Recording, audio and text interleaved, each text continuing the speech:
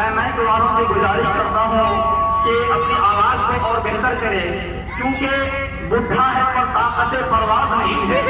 بڈھا ہے پر طاقت پرواز نہیں ہے، مائک بہت خوب ہے پر آواز نہیں ہے۔ مائک والوں سے میں گزارش کرتا ہوں کہ اپنے مائک کو صحیح کریں اور جو بھی بچی کچھ آواز پڑی ہوئی ہے وہ مائک میں ڈال دیں، کیونکہ اب آپ کے سامنے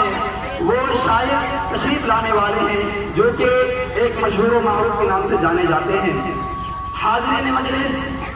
اللہ جل شانہ و عما نوالہ کے بعد اگر کوئی ذات قابل تعریف و توصیف ہے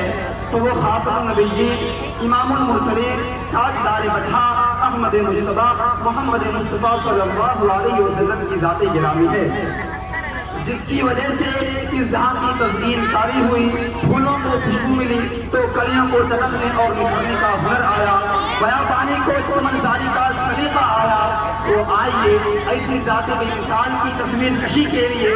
ایک ایسے شاعر کی طرف متوجہ ہو رہا ہوں جس کی آواز میں ایسی کشش ہے جسے سن کر اڑتا ہوا پرندہ بھی فضا میں ٹھہر جائے، جن کے کلام میں پھولوں کی مہک، بلبل کی چہک، کلیوں کی چٹک ہے تو باطل کے لیے تلوار بھی ہے، جن کے اشعار سے ستاروں کا تبصر جھڑتا ہے تو شبنم کی مسکراہٹ بڑھتی ہے، جن سے میری مراد حافظ جان سبلپوری صاحب ہیں۔ حضرت کی خدمت میں ان مصروں کے ساتھ آپ سے ہوں کہ سنا ہے نور کی برسات ہوتی ہے مدینے میں، سنا ہے نور کی برسات ہوتی ہے مدینے میں، الہی کوئی قطرہ آ پڑے ہم سب کے سینے میں۔ حضرت والا سے میں گزارش کرتا ہوں کہ مائک پر تشریف لائیں اور نظرانہ آخر کو محبت پیش فرمائیں۔